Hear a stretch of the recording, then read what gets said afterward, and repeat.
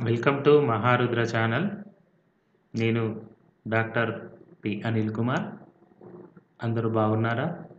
అందరూ బాగున్నారని ఆశిస్తున్నాను. ఈరోజు మనం డిగ్రీ థర్డ్ ఇయర్ 6th సెమిస్టర్‌లోని పాఠాన్ని గురించి మనం తెలుసుకుందాం. 6th సెమిస్టర్‌లో మొత్తంగా మనకు 3 యూనిట్లున్నాయి. 3 యూనిట్లలో మనము ఒక్కొక్క యూనిట్‌లో 5 పాఠాల చొప్పున మొదటి యూనిట్‌లో 5, రెండో యూనిట్‌లో 5, మూడో యూనిట్‌లో 4 పాఠాలనేటివి ఉండడం జరిగింది. అంటే మొదటి యూనిట్‌లో సాహిత్య ప్రక్రియలు, రెండవ యూనిట్‌లో జర్నలిజంలోని మౌలికాంశాలు, మూడవ యూనిట్‌లో ప్రాజెక్ట్ గురించి ఉండడం అనేది జరిగింది. సో, ఈరోజు మనం మొదటి యూనిట్ సాహిత్య ప్రక్రియలలోని పాఠం 1 నాటకం గురించి మనం తెలుసుకుందాం. నాటకం గ్రీకు సాహిత్యంలో మొదటగా విషాద నాటకాలతో ఈ నాటక ప్రక్రియ అనేది మొదలైందని చరిత్ర చెబుతుంది. మనం ఇంతకుముందు 5వ సెమిస్టర్‌లో ప్రతి ప్రక్రియ గురించి నేర్చుకుంటున్న క్రమంలో వరుసగా అంటే ప్రపంచంలో ఎక్కడ స్టార్ట్ అయింది, ఆ తర్వాత భారతదేశంలోకి ఎలా వచ్చింది, ఆ తర్వాత తెలుగు సాహిత్యంలోకి ఎలా వచ్చింది అనే అంశాల గురించి మనం తెలుసుకుంటూ వస్తూ ఉన్నాము. అట్లాగే ఇప్పుడు ఈ నాటక ప్రక్రియ గురించి కూడా మనం ముందుగా ప్రపంచ ప్ర స పరంగా చూసినట్లయితే గ్రీకు సాహిత్యంలో మనకు మొట్టమొదటగా ఈ నాటకం అనే ప్రక్రియ మనకు కనబడుతుంది. అక్కడ ఎలా ఉందట అంటే విషాద నాటకాలతో మనకు ఈ ప్రక్రియ అనేది మొదలైందని చరిత్ర చెబుతుంది. నిర్వచనం: తెలుగు సాహిత్యంలో ప్రతి సాహిత్య ప్రక్రియ ఏదో ఒక ప్రయోజనాన్ని నెరవేర్చుతుంది. అంటే మానసికంగా కావచ్చు, భౌగోళికంగా ఇట్లా ఏదో ఒక ప్రయోజనాన్ని నెరవేర్చుతుంది. చదువుకొని ఆనందించే ప్రక్రియలు కొన్ని అయితే, చూసి ప్రేరణను పొందేవి మరికొన్ని. చూడడం అంటే ఇప్పుడు నాటకాన్ని మనం చూస్తాం కాబట్టి అలా చూసి ప్రేరణను పొందుతాం. కాబట్టి ఈ నాటకం అనే ప్రక్రియ దృశ్య రూపమైంది అనంటే చూసి ఆనందించే ప్రక్రియలలో ఇదొకటి. ప్రేక్షకుల సాహిత్య స్థాయితో సంబంధం లేకుండా అంటే చదువుకున్నవాళ్ళా, చదువుకోలేదా అనేటువంటి భేదం లేకుండా అందరూ ఆనందం పొందగలిగిన ఏకైక ప్రక్రియ నాటకం. నాటకం అనే పదం నట అనే ధాతువు నుంచి ఏర్పడింది. నట ధాతువు నుంచి నటనం, నటి, నటుడు అనే పదాలు ఏర్పడ్డాయి. నటుల చేత ప్రదర్శించబడుతుంది కనుక ఇది నాటకం అయింది. నాటకం జీవితానికి ప్రతిబింబమే కాదు, జీవితం యొక్క సారాంశం గూడా అని ప్రముఖ రచయిత లాజూస్ అంటే ఇంగ్లీష్ రచయిత. ఇది మనకు అంటే పాశ్చాత్యుల నుంచి వచ్చింది కాబట్టి ఇంగ్లీష్ వాళ్ళు చెప్పిన నిర్వచనాల్ని మొదటగా చూసుకుంటే ఈ రకంగా ఉంది. రెండవది కావ్యేషు నాటకం రమ్యం నాటకాంతం హి సాహిత్యం.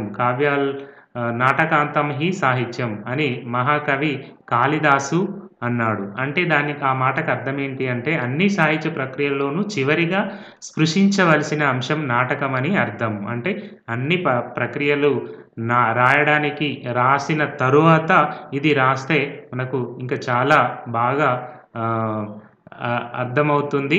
అన్ని ప్రక్రియలలోని ఏ రకంగా రాసామో అనేది అర్థం చేసుకున్న తర్వాత ఈ నాటకం రాస్తే బాగుంటది. కొందరు నటులు రంగస్థలం మీద వారి యొక్క హావభావాల ద్వారా, సంభాషణల ద్వారా కథని దృశ్యంగా నటించి చూపడం అనేది నాటకం. అంటే రంగస్థలం అంటే ఇక్కడ స్టేజ్ మీద హావభావాలు, నాట్యం కావచ్చు, ఏడుపు, దుఃఖము, సంతోషము, బాధ ఇవన్నిటి హావభావాలు. వీటి ద్వారా మనకు డైలాగ్స్ ద్వారా ఆ కథని మనకు దృశ్య రూపంలో చూపిస్తారు కనుక అది నాటకం అయితుంది. ఈ ప్రాచీన నాటక లక్షణాలను గనుక మనం చూసినట్లయితే నాటకంలో 5 నుంచి 10 అంకాలు అనేటివి ఉండాలి. ఇది గుర్తుపెట్టుకోవాలి. నాటకంలో ఎన్ని అంకాలు ఉండాలి అంటే 5 నుంచి 10 ఎన్నైనా ఉండవచ్చు. 5కు మించకూడదు, 10 దాటకూడదు. నాంది, ప్రస్తావన, ఇతివృత్తం, నాయకుడు, రసం, అంక విభజన, అర్ధోపక్షేపకాలు, భరతవాక్యం మొదలైనవి ప్రధానంగా ప్రాచీన నాటకాలలో మనకు కనిపించే లక్షణాలు. వీటిలో ఒక్కొక్కటి మనం చూద్దాం. ఇక నాటక లక్షణాలలో మొదటిది నాంది.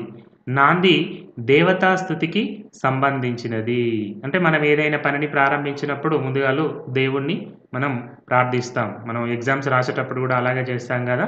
ముందు మనం ఏదైతే ఓం అనే సింబల్ పెట్టేసి ఆ తర్వాత ప్రశ్నలు, జవాబులు రాయడం అనేది ప్రారంభిస్తాం గదా! ఈళ్ళు గూడా నాటకం అనేది ప్రారంభిస్తున్నారు గాబట్టి దేవతా స్తుతి అంటే పూజా కార్యక్రమం అని ఒక విధంగా మనం చెప్పుకోవచ్చు.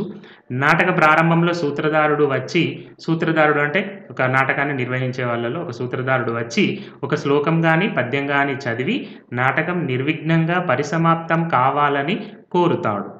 ఒక విధంగా ఫైనల్‌గా చెప్పుకోవాలంటే నటులు తెర వెనుక చేసే పూజా కార్యక్రమాలను నాంది అంటారు. నాటకం ప్రారంభానికి ముందు తెర వెనుక చేసే పూజా కార్యక్రమాలు. రెండవది ప్రస్తావన. ఈ ప్రస్తావనలో మరొక సూత్రధారుడు వచ్చి ఆ రోజు ప్రదర్శించబోయే నాటక కథను ప్రస్తావిస్తాడు.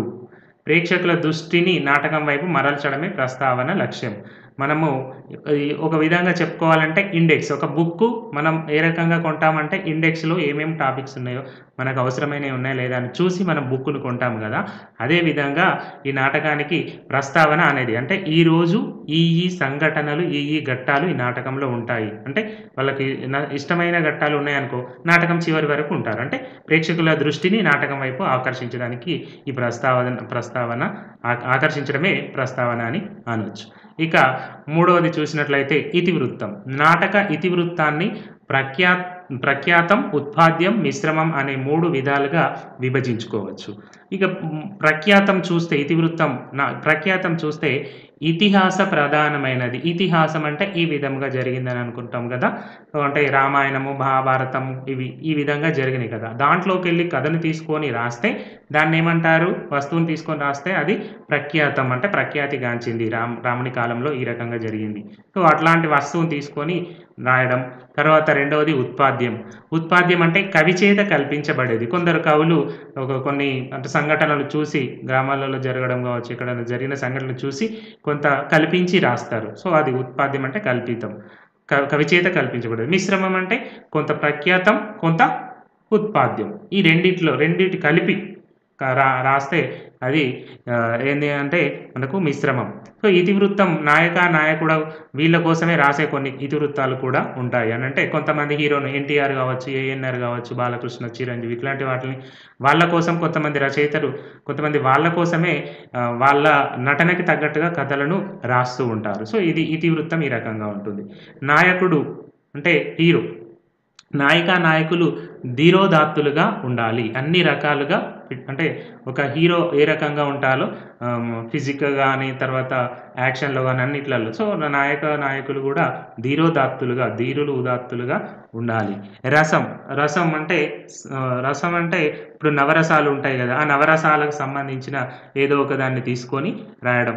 కొందరు విషాద నాటకాలు రాస్తారు బాధకు సంబంధించినవి. కొందరు కామెడీ నాటకాలు రాస్తారు. కొందరు తర్వాత దుఃఖానికి సంబంధించి బాధ, పొగడ్త ఇట్లాంటివన్నీ రసం. ఇవి ఉండాలి. ఆరవది అంక విభజన. అంకంలో కథ ఒకరోజు ప్రదర్శించబడేదిగా ఉండాలి. అంకములో ఒకరోజు ప్రదర్శించబడేదిగా ఉండాలి. అంకం ఏకనాయకాశ్రయమై ఉండాలి. అంకంలో కథ ఏకనాయకాశ్రయం అంటే ఒక హీరోకి సంబంధించి. అంకంలో కథ, ప్రయాణం, వస్త్రధారణ, భోజనం, శయనం, ఆలింగనం ప్రదర్శించరాదు. అంటే ఈ అంకాలలో జర్నీ ప్రయాణం చేయడం కావచ్చు, వస్త్రాలు మార్చుకోవడము, భోజనం చేయడము, పడుకోవడము, కౌగిలించుకోవడం ఇట్లాంటివన్నీ ప్రదర్శించరాదు. అంటే ఒక మాటలో చెప్పేస్తారు అంతే. సో, భోజనం చేసిన తర్వాత అని, ప్రయాణం ఇక్కడ ప్రారంభించి ఆ గ్రామానికి చేరుకున్న తర్వాత ఇట్లా మనకు సూచిస్తూ ఉంటారు. ఆ అంకంలో ప్రదర్శించడానికి వీలు కానివి అంశాలను విస్కంబంలో సూచించాలి. ఈ అంక విభజన అనేది నవ్వు పుట్టించే సన్నివేశం కొంతసేపు అంటే అంకాలుగా ఉండాలి అనుకున్నాం గదా! 5-10 అంకాలు. దాంట్లో ఎలా ఉంటాయంటే కొంతసేపు కామెడీ వస్తది. మన సినిమాలలో గూడా అలా చూస్తాం. కాసేపు ఫైట్ వస్తది. కాసేపు నవ్వు కామెడీ వస్తది. ఇంకా కాసేపు అంటే బాధకు సంబంధించినయి. సో, ఇట్లాంటివి వస్తాయి గదా! ఇట్లాగా ఫైటింగు ఇలా ఫైటింగ్స్ ఇలాంటివన్నీ కొన్ని షెడ్యూల్స్‌గా చేసుకోవడం. అంక విభజన అంటే షెడ్యూల్స్‌గా చేసుకోవడం అంతే. నెక్స్ట్ చూడండి. ఏడవది అర్ధోపక్షేపకాలు. ఇవి ఇప్పుడు మనం ప్రాచీన నాటక లక్షణాలు చెప్పుకుంటున్నాం. ఏడవది అర్ధోపక్షేపకాలు.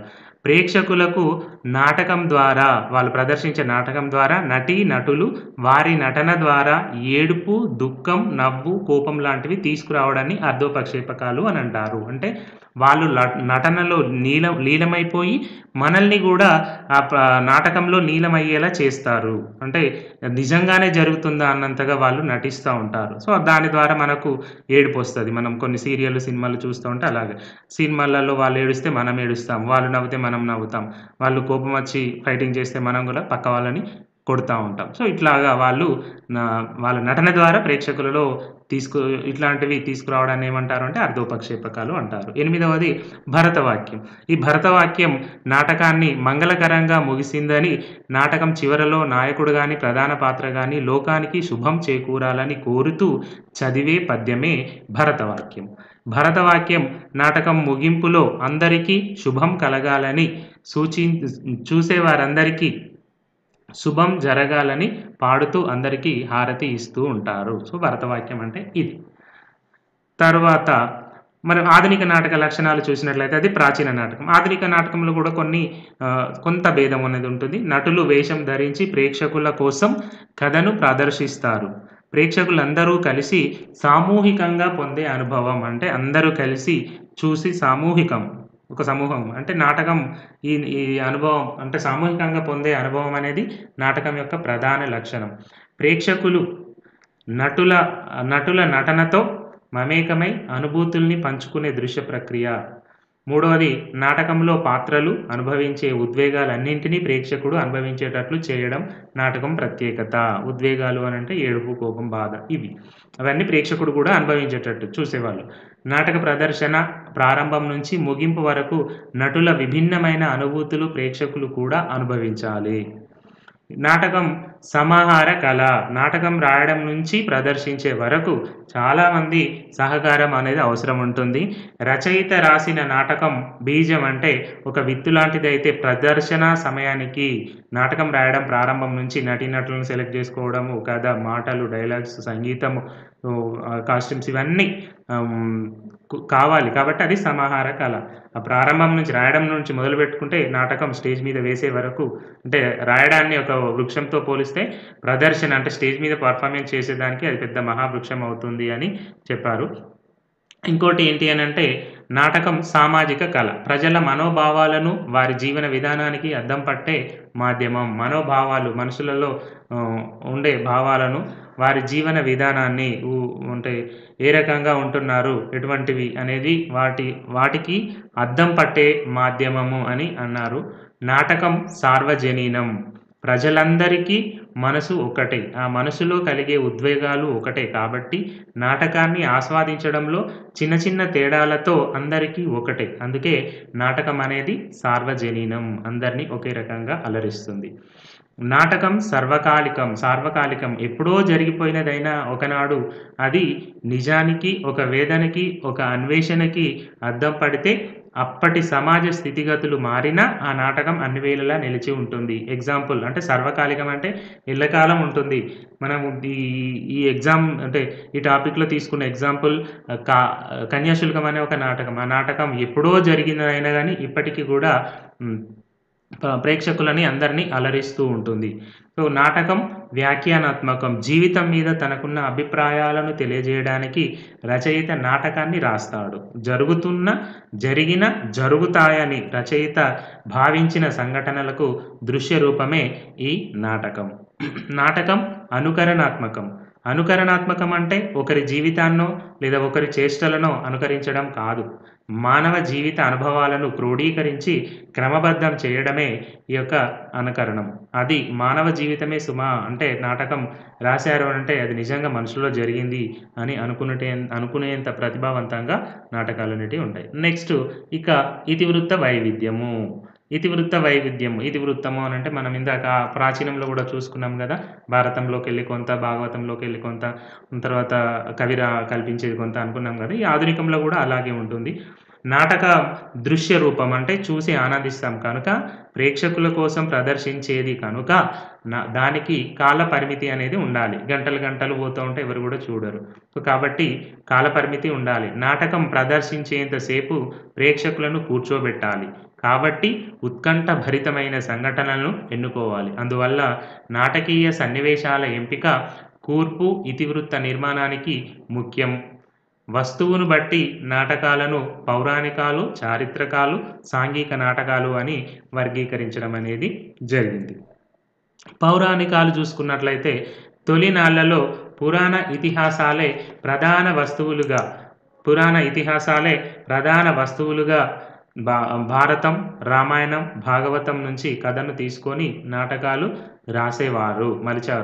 మలిచారు. ఉదాహరణకు చూస్తే ద్రౌపది పరిణయం, గయోపాఖ్యానం, శ్రీరామాంజనేయ యుద్ధం, సత్యహరిశ్చంద్రు, తర్వాత శ్రీకృష్ణ తులాభారం ఇట్లాంటి నాటకాలు పౌరాణికాలు. చారిత్రక నాటకాలు చారిత్రక సన్నివేశాలు, సందర్భాలు, సంఘటనలు, పాత్రలు, వస్తువులుగా చారిత్రక నాటకాలు వచ్చాయి. ఎగ్జాంపుల్ చూస్తే పలనాటి వీర చరిత్ర, బొబ్బిలి కథ. చరిత్రలో జరిగిన వాటిని కథగా తీసుకొని వస్తువుగా ఇతివృత్తంగా తీసుకొని రాస్తే అవి చారిత్రక నాటకాలు అవుతాయి. రుద్రమదేవి ఇట్లాంటి వాళ్ళు చరిత్రలో నిలిచిన వాళ్ళు. సాంఘిక నాటకాలు సమకాలీన జీవితం, సామాజిక సమస్యలను ప్రధాన ఇతివృత్తంగా తీసుకొని రాసిన నాటకాలు సాంఘిక నాటకాలు. సాంఘికం అంటే సంఘమే, సంఘం అంటే సమాజమే. సమాజంలో జరిగేవి వస్తువులుగా ఇతివృత్తంగా తీసుకొని రాసినవి ఈ సాంఘిక నాటకాలు అయితే. వర విక్రయం, చింతామణి, పాలేరు, మాలపల్లి. సో మాలపల్లి అనే నవల కుల వ్యవస్థ, తర్వాత చింతామణి ఒక వేశ్య, తర్వాత వర విక్రయము ఇది వరకట్నానికి సంబంధించి. ఇవి సంఘంలో జరుగుతున్నాయి కదా, సో కాబట్టి అవి సాంఘిక నాటకాలు. ఇతివృత్తాన్ని ఆంగ్లంలో ఏమంటారు అంటే ఇంగ్లీష్లో ప్లాట్. నాటకానికి సంబంధించి ఇతివృత్తము అని అంటారు. సో ఈ నాటక రచనలో కొన్ని పాటించవలసిన పద్ధతులను మనం కొన్ని ట్రిక్స్ ప్లే చేస్తే నాటకాన్ని ఈజీగా మనం రాయగలుగుతాం. వాస్తవిక అంశాలను వస్తువుగా స్వీకరించి జీవిత పరిశీలన ఉండాలి. అంటే వాస్తవిక అంశాలను అంటే నిజంగా జరిగినాయి జీవిత పరిశీలన ఉండాలి. వర్తమాన విషయాలకు ప్రాధాన్యత ఇవ్వాలి. సంభాషణలు స్పష్టంగా ఉండాలి. భాష సరళంగా ఉండాలి. ప్రతి పాత్రను ప్రత్యేక వ్యక్తిత్వం గల పాత్రగా ఆవిష్కరింపచేయాలి. 5. నాటకం ప్రేక్షకులను ఆనందింపజేసే మాధ్యమం కాదు, ఆలోచింపజేసే మాధ్యమం. చూసి ఎంటర్టైన్ అవ్వడు కాదు, ఆలోచింపచేయాలి. ఆ రకంగా రాయాలి. నాటకం రాసేటప్పుడు ఇట్లాంటి కొన్ని పద్ధతులు పాటించాలి. ఇక ఒక ఎగ్జాంపుల్ కన్యాశుల్కం అనే నాటకాన్ని తీసుకొని ఈ నాటక లక్షణాలని మనం అన్వయించుకుంటే మనకు ఈ టాపిక్ అనేది పూర్తి అవుతుంది. సో కాబట్టి కన్యాశుల్కం అనే ఒక నాటకం. కన్య అంటే యువతి. ఆ యువతికి ఇచ్చే శుల్కం అని అంటే ఇప్పుడు మనం వరకట్నం తీసుకుంటున్నారు మగవాళ్ళు. ఆ కాలంలో కన్యకు అంటే అమ్మాయికి శుల్కం అని అంటే యొక్క కట్నాన్ని ఇచ్చి పెళ్లి చేసుకునేవారు. కన్యాశుల్కం ఇది సాంఘిక నాటకం. ఇది కల్పిత కథ. అంటే నిజంగా జరిగిందైనా కానీ నిజంగా జరిగిందని ఎవరిని ఎత్తి చూపలేము కదా, కాబట్టి కల్పితంగా మనం ప్రోగ్రాంలలో కావచ్చు, సినిమాలలో కావచ్చు ముందు మనం చూస్తాం ఈ సినిమాలోని పాత్రలు కేవలం కల్పితాలు, సన్నివేశాలు కల్పితాలు అని చెప్పేసి చెప్తాం కదా. అలాగే కల్పితమైంది అయినా కానీ ఆ కాలంలో అది నిజంగా జరిగింది. 1880 ఆ ప్రాంతంలో జరిగిన దాన్నే కొంచెం కల్పించి మనం చెప్పుకున్నాంగా, కల్పించి తర్వాత నిజంగా జరిగిన వాటిని తీసుకొని నాటకాలు రాస్తారన్నాం కదా. సో అట్లాగా ఇది కల్పితమైనది కాదా, టైటిల్ మాత్రమే నిజమే. సో కన్యాశుల్కం అనేది తీసుకోవడం జరిగింది. అట్లా ఎంతోమంది అబల జీవితాలను వాళ్ళు అంటే విధవలుగా, చిన్న వయసులోనే విధవలుగా మారిపోవడం అనేది జరిగింది. ఈ స్టోరీ ఒకసారి చూస్తే క్రీస్తు శకం 1880 విజయనగర పరిసర ప్రాంతాలలో కన్యాశుల్క దురాచారం ఎక్కువగా ఉండేది. బ్రాహ్మణ కుటుంబాల్లోని పెద్దలు ధన వ్యామోహంతో ముక్కుపచ్చలారని తమ ఆడపిల్లలను వివాహం పేరుతో వృద్ధులకు అమ్ముకునేవారు. ఆ చిన్నపిల్లలను పెళ్లి చేసుకున్న వృద్ధులు మరణించాక ఈ ఆడపిల్లలు బాల వితంతువులుగా మిగిలిపోయేవారు. జీవితాంతం ఇంటి చాకిరితో దుర్భరమైన జీవితాన్ని గడుపుతుండేవారు. పాపం. ఆదర్శ భావాలు కలిగిన ఆ ప్రాంత సంస్థానాధీశుడు ఆనంద గజపతిరాజు కన్యాశుల్క వివాహాలపై సమాచారాన్ని సేకరించాడు. దిగ్భ్రాంతికరమైన విషయాలు వెలుగులోకి వచ్చినాయి. ప్రతి సంవత్సరం ఈ కన్యాశుల్కం పేరిట వివాహాలు ఫలితంగా 400 మంది 5 సంవత్సరాలలోపు బాలికలు బాల వితంతులు అవుతున్నట్లు వెల్లడైంది. ఈ కన్యాశుల్క దురాచారానికి వ్యతిరేకంగా మద్రాస్ శాసన మండలిలో బిల్లును ప్రవేశపెట్టారు. కానీ సాంప్రదాయవాదుల సంకుచిత ఆలోచనలతోటి, సాంప్రదాయవాదులు అంటే ఆచారాలను పాటించే వాళ్ళు అని మనం చెప్పుకోవచ్చు. బిల్లు వీగిపోయింది. ఈ పరిణామాలకు స్పందిస్తూ గురజాడ సంస్కరణాత్మక దృక్పథంతో కన్యాశుల్క నాటక రచనకు పూనుకున్నాడు. కన్యాశుల్కంలోని వస్తువు: కథాస్థలం 2 అగ్రహారాలు, 2 పట్టణాల్లో వారి రూపురేఖలు, స్వభావాలను పాత్రల ద్వారా తీర్చిదిద్దారు. అగ్రహారాలు అంటే బ్రాహ్మణుల యొక్క పల్లెలు అని చెప్పుకోవచ్చు. ఆ 2 పట్టణాల మధ్య అక్కడ రూపురేఖలు ఎలా ఉన్నాయి, వాళ్ళ మనుషుల యొక్క పాత్రల స్వభావాలు ఏ రకంగా ఉన్నాయో తీర్చిదిద్దడం అనేది జరిగింది. కన్యాశుల్కం నాటకం వస్తువు ఉత్పాద్యం మరియు సాంఘికం. అక్కడ మనం నాటక లక్షణాలు చెప్పుకున్నప్పుడు ఉత్పాద్యం అంటే ఏమో చెప్పుకున్నాం. ఇవన్నీ మనం ఖచ్చితంగా రాయాలి. ఎందుకంటే రాస్తేనే మనకు మంచి మార్కులు అనేటివి వస్తాయి.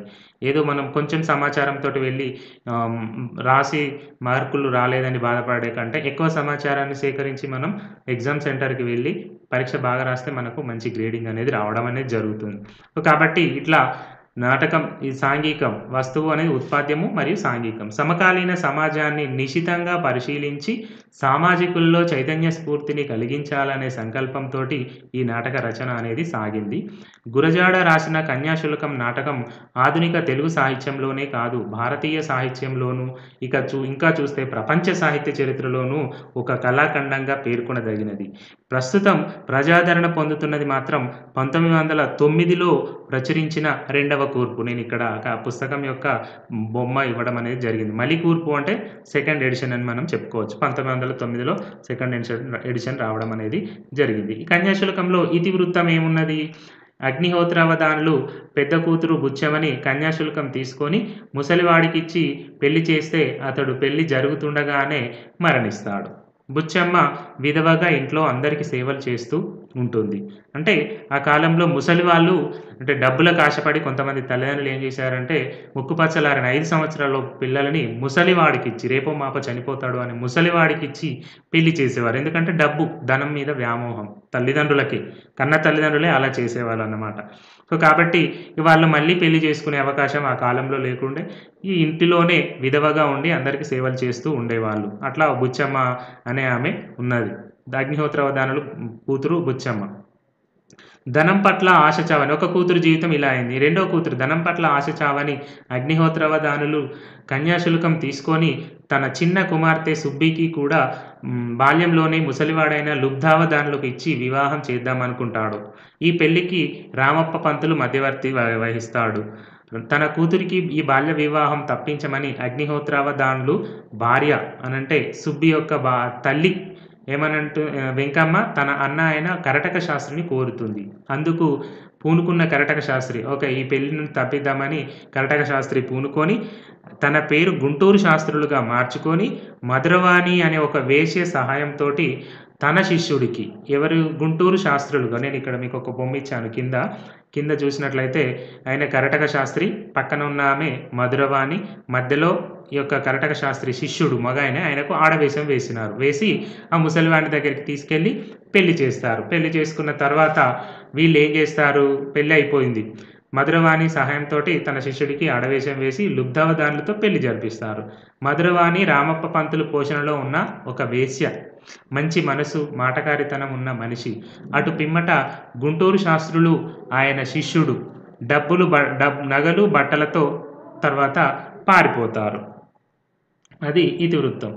ఇంకా అగ్నిహోత్రావధానులు కొడుకు వెంకటేశానికి సెలవుల్లో పాఠం చెప్పే వంకతో గిరీశం అనే మోసకారి కొంతకాలం వారింట తిష్టవేసి విధవ అయిన బుచ్చమ్మకు మాయమాటలు చెప్పి ఇంటి నుండి తీసుకుపోతాడు. ఈ సంఘటనలతో ఏం చేయాలో తోచని అగ్నిహోత్రావధానులు లుబ్ధావధానులు ఒకరిపై ఒకరు కోర్టులో దావాలు వేసుకుంటారు. ఎందుకు? నాకు నీ బిడ్డనిచ్చి పెళ్లి చేస్తావని లుబ్ధావధానులు, నా బిడ్డనిచ్చి నీకు పెళ్లి చేశానని అగ్నిహోత్రావధానులు ఒకరిపై ఒకరు కేసు వేస్తాడు. ఇక ఈ యొక్క గిరీశం అనే అతను, ఇక్కడ నేను బొమ్మలో ఇచ్చాను, గిరీశం అనే అతను ఈ అగ్నిహోత్రావధానులు కొడుకు వెంకటేశానికి సెలవుల్లో పాఠం చెప్పడానికి ఇంటికి వస్తాడు. ఇంటికి వచ్చి వాళ్ళ ఇంట్లో విధవగా ఉన్న బుచ్చమ్మకు మాయమాటలు చెప్పి ఆమెను ఇంటి నుంచి తీసుకెళ్ళిపోతాడు. అప్పుడు ఆయన మీద కూడా అగ్నిహోత్రావధానులు కేసు వేయడం అనేది జరుగుతుంది. కాబట్టి ఈ రకంగా ఈ కేసు వేసిన తర్వాత అక్కడ కోర్టులో సౌజన్యరావు అనే ఒక న్యాయవాది ఈ కేసుల విషయమై వాదించి సమస్యలను పరిష్కరిస్తాడు. మధురవాణి ద్వారా అంటే గిరీశము ఇక్కడికి రాకముందు అక్కడ మధురవాణి అనే వేశ్య దగ్గరికి వెళ్తూ ఉండేవాడు. సో, కాబట్టి ఇక్కడ గిరీశం యొక్క గుణాన్ని చెడ్డ గుణమని భావించి ఈ మధురవాణి కోర్టులో నిజం చెప్పడం ద్వారా అప్పుడు గిరీశం నిజం స్వరూపం తెలుసుకొని బుచ్చెమ్మను ఆ గిరీశం నుంచి రక్షించి శరణాలయానికి పంపిస్తారు. దాంతోటి నాటకం అనేది ముగుస్తుంది. కథాశిల్పం నాటకంలో ఉన్న విభిన్న సంఘటనలు అన్నీ కలిపి ఒక సామాజిక ప్రయోజనాన్ని నాటక కార్యానికి దోహదపడమే కథాశిల్పం. ఈ నాటక కథ 33 స్థలాల్లో నడుస్తుంది. 7 అంకాలు ఉంటాయి. విజయనగరంలో ప్రారంభమై విజయనగరంలోనే ముగుస్తుంది. పాత్ర శిల్పం కథలో జీవితాన్ని అనుభవించేది పాత్రలే. పూటకుళ్ళమ్మ, బుచ్చమ్మ, మీనాక్షి ముగ్గురు వితంతువుల జీవితంలోని వైవిధ్యానికి వాళ్ళు ప్రతినిధులు. ఇక సౌజన్యరావు పంతులు, భీమారావు పంతులు వీళ్ళిద్దరు లాయర్లు. గిరీశము, కరటక శాస్త్రి గురువులు ఈ నాటకంలో. వెంకటేశం, మహేశం అనేవాళ్ళు విద్యార్థులు. ఒక్కో భావానికి స్వభావానికి తగ్గట్లుగా అనేక పాత్రల్ని సృష్టించారు గురజాడ అప్పారావు. గిరీశం పాత్రను మనం ప్రత్యేకంగా చెప్పుకోవాలి ఈ నాటకంలో.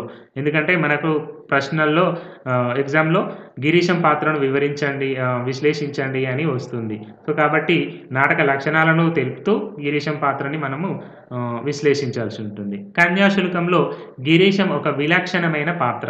మాయమాటలతో వంచన చేసే వ్యక్తి, మేధాశక్తిని, లోక జ్ఞానాన్ని ప్రతికూల స్వభావంతో, స్వార్థపూరిత విధానాలతో దుర్వినియోగం చేసుకున్న వ్యక్తి. అంటే అతనికి సిగరెట్ తాగడానికి డబ్బులు లేకుంటే వాళ్ళ స్టూడెంట్‌కి లేదంటే మిత్రులకి ఏదో ఒక వాళ్ళ డబ్బా కొట్టి వాళ్ళ దగ్గర నుంచి డబ్బులు లాక్కొని అప్పటి మందం అవసరాలను తీర్చుకునేవాడు. అవిటి కూడా చెడిపోతాం, దుర్వినియోగమే. అంటే సిగరెట్ తాగడం మంచిది కాదు కదా. సో, చెడ్డ వాటి కోసమే ఆయన ఉపయోగించుకుంటే. గిరీశం అనాయాసంగా దొరికే సుఖాలను అనుభవించే పరాన్న బుక్కు సుఖవాది లాంటివాడు. తన వైయక్తిక అవసరాలకు తప్ప అంటే వ్యక్తిగత అవసరాలకు తప్ప మరే అంశం మీద ఆసక్తి లేని నిర్లిప్తుడు, స్థితప్రజ్ఞుడు. ఆయా సందర్భాలకు, సన్నివేశాలకు అనుగుణంగా దృక్పథాలను మార్చే ఊసరవెల్లి లాంటి వాడు. విడో మ్యారేజ్ అనంటే విధవలని పెళ్లి చేసుకొని పోవడం అప్పటి వరకు లేకుండే. ఇతను ఇలా తీసుకుపోవడం అనేది మొట్టమొదటి విడో మ్యారేజ్ అని చెప్పుకోవాలి. సెకండ్ మ్యారేజ్ అంటారు కదా. సో, అది యాంటీ న్యాచ్ ఉద్యమాలన్నింటినీ తన బతుకు తెరువుకు వినియోగించుకున్న అవకాశవాది గిరీశం స్వేచ్ఛావాది. గిరీశానికి స్త్రీల పట్ల గల వ్యామోహం బుచ్చమ్మను తీసుకుపోయి విడో మ్యారేజ్ చేసుకోవాలనే మాయోపాయాల వెనుక అతని అంతరంగం అంతా ఒకచోట అర్థమవుతుంది. గిరీశంలోని హాస్యప్రియత్వము, వ్యంగ్యము, కామెడీగా కూడా ఉంటుంది. ఇతని కామెడీతోనే కన్యాశుల్కం అనే నాటకం అనేది ప్రారంభమవుతుంది. వ్యంగ్యం ఉంటుంది అతని మాటల్లో. మాటకారితనం నాటకం అంతా విస్తరిస్తూ నాటకీయతకు జీవం పోస్తుంది. ఒక ప్రతికూల పాత్ర, ప్రతికూల అనంటే విలన్ అన్నట్టు, అయిననే విలన్, ఇతనే హీరో అన్నట్టు. ప్రతికూల పాత్ర, ప్రతినాయక స్వభావ పాత్ర నాటకంలో కీలక పాత్రగా మారడం గురజాడ కళాత్మక సృజన నైపుణ్యానికి తార్కాణమని మనం చెప్పుకోవచ్చు. ఇక మధురవాణి గురించి చెప్పుకోవాలి. ఇందాక మనం ఆ నాటకం పరిచయం చేసుకున్నప్పుడు మధురవాణి గురించి చెప్పాం కదా. ఈ కన్యాశుల్కంలో విలక్షణ పాత్ర మధురవాణిది. వేశ్య వృత్తిలో ఉన్న కానీ అందరిలాంటి సామాన్య వేశ్య స్త్రీ కాదు. వేశ్య అంటే మనం చులకన చూస్తాం, కానీ అలాంటి వాళ్ళలో కూడా మంచి వాళ్ళు ఉంటారని ఈ పాత్ర ద్వారా మనకు గురజాడ అప్పారావు గారు చెప్పడం అనేది జరిగింది. డబ్బుకు ఆశపడడం, నమ్మిన వారిని మోసం చేయడం లాంటి ద్వంద్వ ప్రవృత్తి గల మనిషి ఈమె కాదు. సానిదానికి మాత్రం నీతి ఉండొద్దా అన్న మధురవాణి మాట వేసిన ప్రశ్న ఆనాటి వ్యవస్థకు సూటిగా తగులుతుంది. మధురవాణిలో మానవీయ గుణం నాటకం చివరలో పతాక స్థాయిని చేరుకుంటుంది. మనం చెడ్డయని అనుకున్న దానిలో కూడా మంచిది ఉండవచ్చును అను ప్రాథమిక సత్యాన్ని మధురవాణి చరిత్ర నుంచి మనం నేర్చుకుంటుమి కదా. చెడ్డవాళ్ళు అంటే వేశ్యలు, సానివాళ్ళు అంటే ఒక చెడ్డవాళ్ళు అనే భావన, కానీ అట్లాంటి వాళ్ళ నుంచి కూడా ఒక మంచి ప్రాథమిక సత్యాన్ని అనంటే ఆమె కూడా ఒక ఇద్దరి జీవితాల్ని కాపాడింది. అంటే తన శిష్యునికి మగవేషం వేసి లుబ్ధావధానులతోటి పెళ్లి చేసింది. అట్లా సుబ్బి జీవితాన్ని కాపాడింది. మన అక్కడ బుచ్చమ్మ జీవితాన్ని కూడా, అంటే గిరీశం మోసగాడు అని చెప్పేసి కోర్టులో నిజం చెప్పి అక్కడ బుచ్చమ్మ జీవితాన్ని కాపాడింది. సో, ఇట్లా చెడ్డవాళ్ళైనా కానీ ఇద్దరి జీవితాల్ని కాపాడింది అనే ఒక మంచి సత్యాన్ని మనం నేర్చుకోవచ్చు. ఇక డైలాగ్స్, సంభాషణ నాటకంలో చూస్తే ఈ నాటకంలో రచయిత ఏమి చెప్పినా ఎలా చెప్పినా పాత్రల సంభాషణల ద్వారా చెప్పాలి. సంభాషణ రచనకి నాటకంలో ప్రాధాన్యత ఉంటుంది. పాత్రల నేపథ్యాన్ని వివరించాలన్నా కథలోని దేశ, కాల పాత్రలను సూచించాలన్న సంభాషణనే ప్రధాన సాధనం. నాటకం ముగింపులో లాయర్ సౌజన్యరావు మధురవాణికి భగవద్గీతను బహూకరించిన సందర్భంలో సంభాషణ ఒకటి చూడండి. మధురవాణి: భగవద్గీతలు ఇది మంచివారు చదివే పుస్తకమా అండి? మధురవాణి అడుగుతుంది. సౌజన్యరావు: ఇది చెడ్డవారిని మంచివారినిగా చేసే పుస్తకం. మధురవాణి: దానిలో ఏముందండి? సౌజన్యరావు: అది చదివిన వారికల్లా విలువలేని గొప్ప స్నేహితుడొకడు దొరుకుతాడు అని అంటాడు. అప్పుడు మధురవాణి: ఎవరండి ఆ స్నేహితులు? సౌజన్యరావు: శ్రీకృష్ణుడు. మధురవాణి: శ్రీకృష్ణుడు సానిదానితో కూడా స్నేహం కడతాడా అండి? సౌజన్యరావు: శ్రీకృష్ణుడు తనను నమ్మిన వారితో అల్లా స్నేహం కడతాడు. పరమాత్మకు జాతి భేదం అనేది ఉండదు. అప్పుడు మధురవాణి: శ్రీకృష్ణుడు యాంటీ నాచి కాడా అండి అంటాడు. అంటే సౌజన్యరావు: ఏం పెంకేవు, ఏం మాట్లాడుతున్నావు అంటూ మధురవాణి: అయితే ఈ పుస్తకం చదువుతాను, చదివి మంచిదానిని అవుతాను. ఇప్పుడు సౌజన్యరావు: కావలిస్తే ఆ పుస్తకం నువ్వే తీసుకువెళ్ళు. ఇప్పుడు మధురవాణి కృతార్థురాలను సెలవా అంటూ వెళ్ళిపోతారు. సో ఇట్లా ఈ రకంగా కన్యాశుల్కం నాటకం జీవితమంతా విశాలమైనది. జీవితంలో ఉన్నవన్నీ కన్యాశుల్కం నాటకంలో ఉన్నాయని శ్రీశ్రీ ఈ నాటకం గురించి ప్రశంసించారు. ఇట్లాంటి వాళ్ళ కొటేషన్లు మనం ఎగ్జామ్‌లో రాయాలి. రాస్తేనే పేపర్ దిద్దే వాళ్ళు చాలా బాగా మార్కులేస్తారు. మనకు మంచి మార్క్స్ గ్రేడ్ అనేది రావడం జరుగుతుంది. కన్యాశుల్కం నాటకాన్ని సాధారణ సాంప్రదాయ లక్షణ చట్రాల్లో బిగించి సమీక్షించరాదని సర్ దేశాయి తిరుమలరావు పరిశీలన గమనార్హం. ఈయన కూడా ఈ నాటకం పైన ఒక అభిప్రాయాన్ని తెలియచేశారు.